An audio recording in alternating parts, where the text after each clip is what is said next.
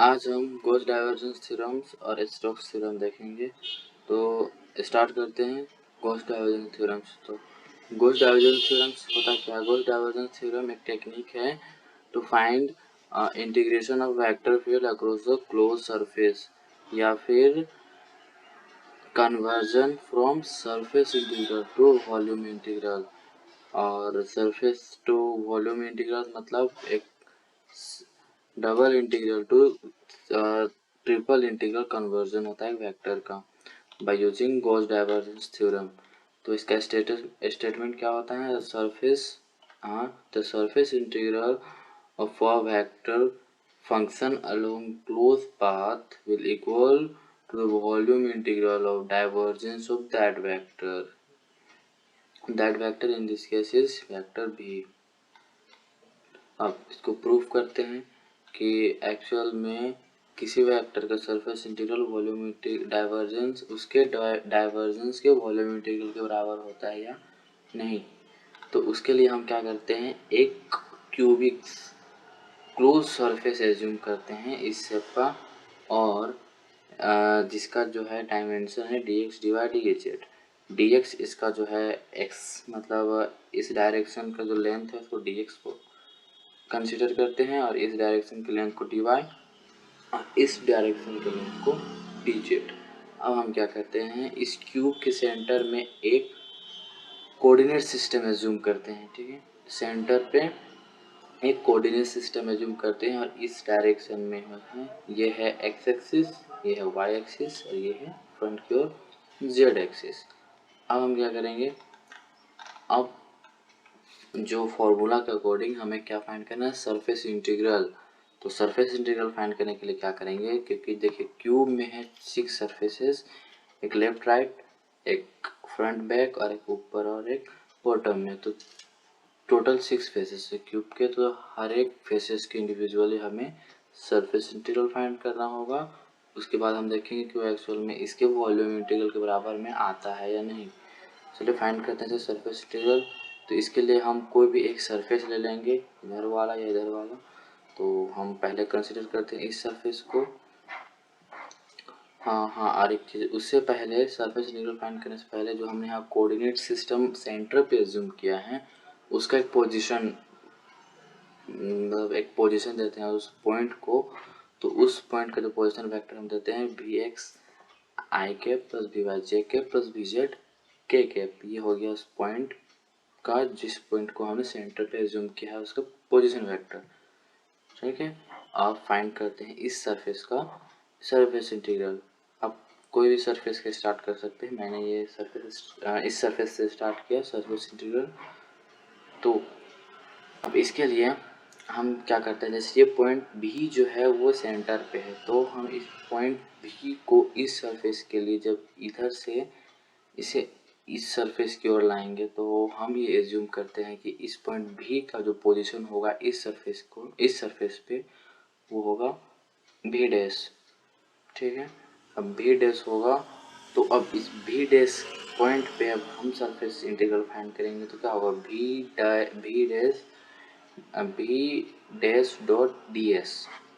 इस सरफेस पे जो सरफेस इंटीग्रल का फॉर्मूला होगा ये सरफेस इंटीग्रल ना v dash dot d s. तो वी डैश के लिए कितना होगा, वी डैश एक्स आई के पोजिशन वेक्टर वी डैश का, जब उस पॉइंट को सेंटर से उस सरफेस पे लाएंगे तो वी डैश एक्स आई के प्लस वी डैश वाई जे के प्लस वी डैश जेड के।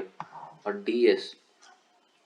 ds कितना होगा, ds, क्योंकि ये सरफेस इंटीग्रल का ये पॉइंट इस x एक्सिस पोजीशन को और डायरेक्शन को ध्यान देना है इसमें।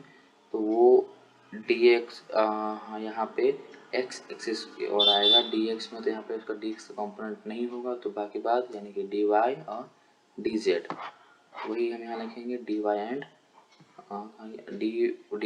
dz। बट जो डायरेक्शन हो वो आई कैप में होगा एक्स डायरेक्शन में, क्योंकि एक्स की और हम ये पॉजिटिव में, तो वो पॉजिटिव आई कैप। ठीक है, अब इसका डॉट प्रोडक्ट करेंगे। तो डॉट प्रोडक्ट किसके साथ होगा, बस आई वाले वेक्टर के साथ। तो v dash x d y d z. अब बाकी सब वेक्टर के साथ डॉट प्रोडक्ट वो 0 हो जाएगा क्योंकि डिफरेंट है।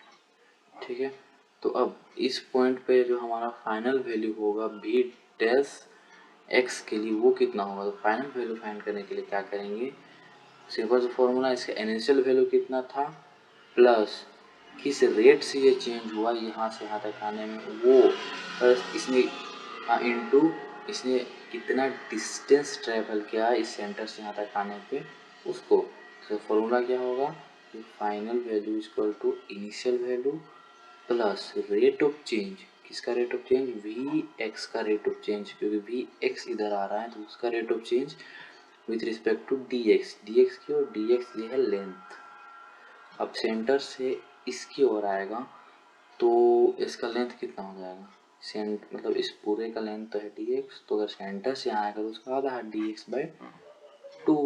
भाई इनिशियल वैल्यू हमारा था v x, rate of change किसके हिसाब से हुआ, बी एक्स का डी एक्स के रिस्पेक्ट में, और डी एक्स बाई टू तो विड्थ हो गया एज इट इज, बस वही ये जो हो गया final value v dash x का वो हो गया इतना। ठीक है, अब उसी तरह अब हम फाइंड करेंगे नेक्स्ट सरफेस का सरफेस इंटीग्रल। अब यहाँ पे कोई भी सरफेस का सरफेस इंटीग्रल निकाल सकते हैं, लेकिन अगर मैं इस सरफेस इंटीग्रल के अपोजिट वाले का निकालूंगा तो प्रॉब्लम नहीं होगा, क्योंकि इसमें सिर्फ डायरेक्शन चेंज हो जाएगा। इस डायरेक्शन में एक्स के पॉजिटिव में था यानी कि आई के पॉजिटिव में था, तो इस वाले केस में क्या होगा, आई के नेगेटिव में हो जाएगा। तो बस वही चेंज होगा और कोई चेंज नहीं होगा, क्योंकि डायरेक्शन, रेट ऑफ चेंज और इनिशियल वैल्यू बस वही एज इट इज था। तो यहाँ पे देख सकते हैं ऐसे कि उस सरफेस के लिए आई के बस नेगेटिव हुआ और बाकी सब टर्म्स एज इट इज हो गए वही जो पहले था।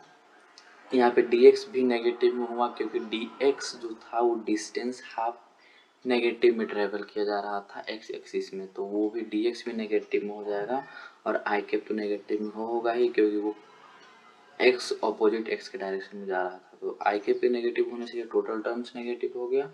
और जब ये डिस्टेंस नेगेटिव हुआ क्योंकि ये अपोजिट में था और कुछ नहीं, ये नेगेटिव था जिसको हम यहाँ पे लिख सकते हैं, और डिवाइड डी जेड क्योंकि एक्स है तो डी एक्स तो होगा नहीं।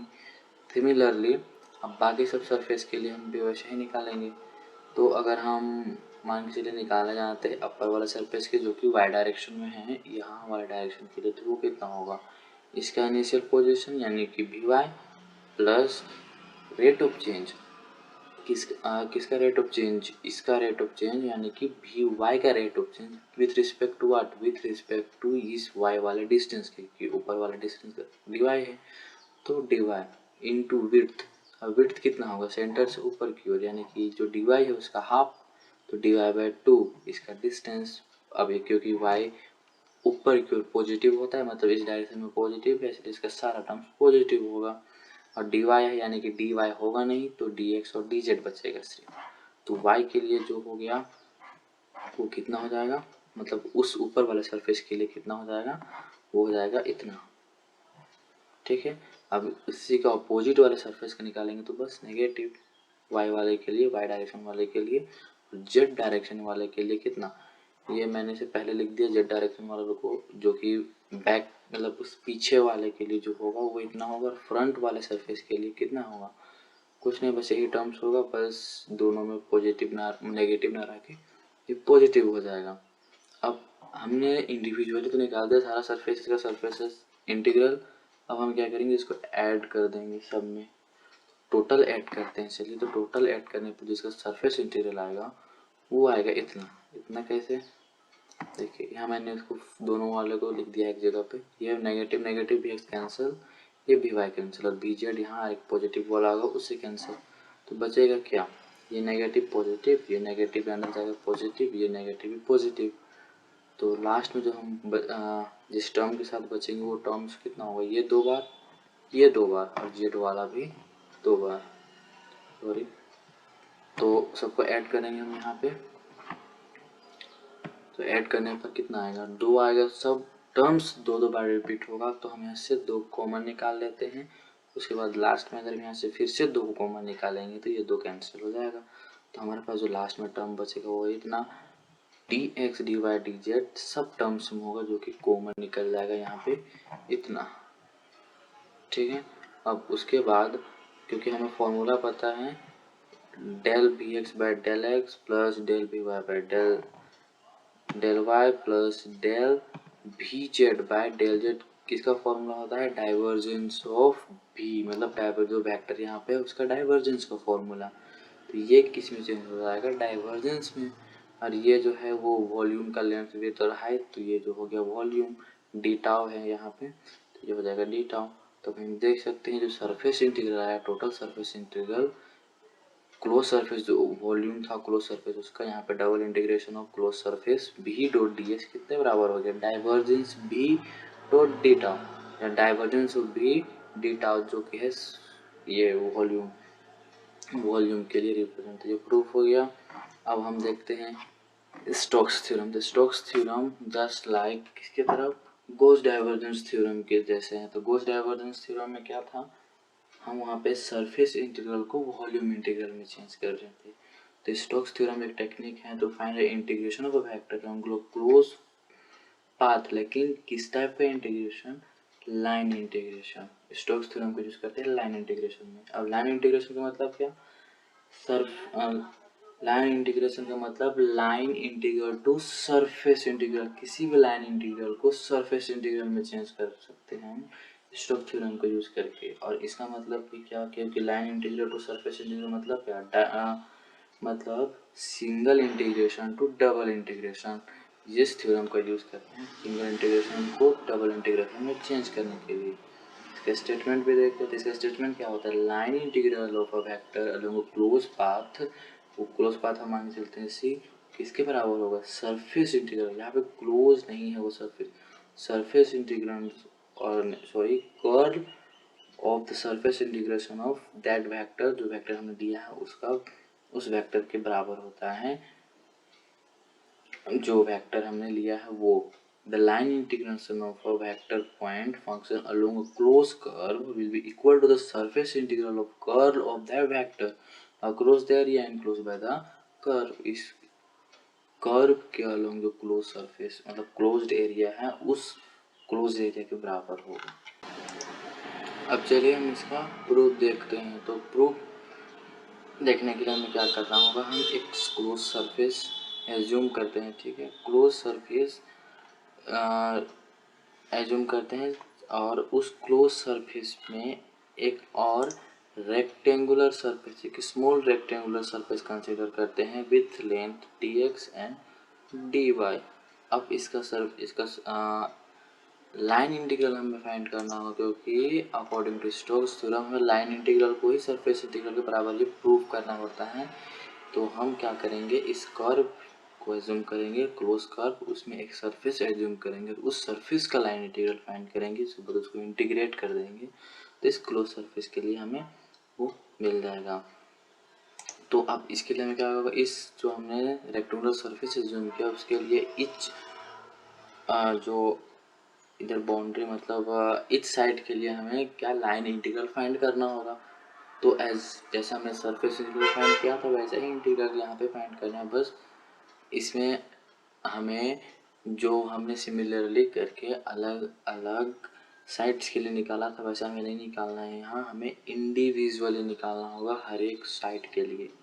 तो शुरू करते हैं, चलिए इसको let line integration along side a b, पहले ए बी साइड के लिए निकालते हैं। तो ए बी साइड के लिए क्या होगा, फिर से वही, जब पॉइंट वी यहाँ से इस सरफेस नहीं इस लाइन साइड पे इस साइड पे पहुंचेगा तो वो भी चेंज होगा वी डैश में, ठीक है, वी डैश एक्स आई के प्लस वी डैश फाइव जे के plus we dash Z k cap, और क्योंकि ये वाई डायरेक्शन में चेंज हुआ तो D x, but D x हुआ तो ये डी एक्स हुआ, इसके बाद इसका जो डायरेक्शन होगा वो एक्स कैप के ही डायरेक्शन पे होगा, इस डायरेक्शन पे इधर, इस डायरेक्शन इधर, ये होगा एक्स कैप के डायरेक्शन में ही, मतलब एक्स एक्सिस के ही डायरेक्शन में लिखा जाएगा इसको। तो ये होगा कितना आई कैप, ये पॉजिटिव में ही होगा, ठीक है। तो अब इसका डॉट प्रोडक्ट निकालेंगे तो वी डैश एक्स और x cap sorry D x. अब फिर से वही फाइंड करेंगे इसका वैल्यू, यानी कि फिर से इनिशियल यानी कि v x plus rate of change, किस में चेंज हो रहा है, वी एक्स में चेंज हो रहा है, बट इसमें किसके रिस्पेक्ट में हो रहा है, जब हम ऊपर से नीचे आएंगे तो ये चेंज होगा वाई के रिस्पेक्ट में, इस डिस्टेंस y के रिस्पेक्ट, मतलब यहाँ पे हमने तो लिख दिया dx और x के पोजीशन मतलब डायरेक्शन, ठीक है। लेकिन एक्चुअल में जब हम ऊपर से नीचे आएंगे तो चेंज हो रहा है vx में, ठीक है। लेकिन किसके रिस्पेक्ट में, y के रिस्पेक्ट में, क्योंकि y का डायरेक्शन है ना, तो ये भी y के रिस्पेक्ट में चेंज हुआ। और पोजीशन जो डिस्टेंस होगा, डिस्टेंस सॉरी लेंथ, वो कितना होगा इसका हाफ। अब हाफ नेगेटिव में कैसे, क्योंकि y है तो y अपोजिट नीचे तो अपोजिट ही होगा, तो इसकी डायरेक्शन भी नेगेटिव। तो सोल्व करने पर ये हमारे पास आया डी, इसका वैल्यू यहाँ पुट किया, डी एक्स बच गया। अब बी सी के लिए फाइंड करते हैं। तो बी सी के लिए क्या, ये वी डैश चेंज हो गया वी डबल डैश में इस बार, तो है वी डैश डबल डैश का पोजीशन वेक्टर, और ये इस तरह से इस साइड गया, यानी कि एक्स के डायरेक्शन पे गया, ठीक है। लेकिन यहाँ पे कौन सा डायरेक्शन, वी वाई इंटू, क्योंकि एक्स में चेंज हुआ तो ऑब्वियस बात है उसमें डी वाई का कॉम्पोनेंट आएगा, तो डी वाई, और लेकिन वो आया तो डायरेक्शन भी किसका आएगा, वाई का। तो वाई कौन सा, चेक है, पॉजिटिव वाई, ठीक है, इस डायरेक्शन में पॉजिटिव।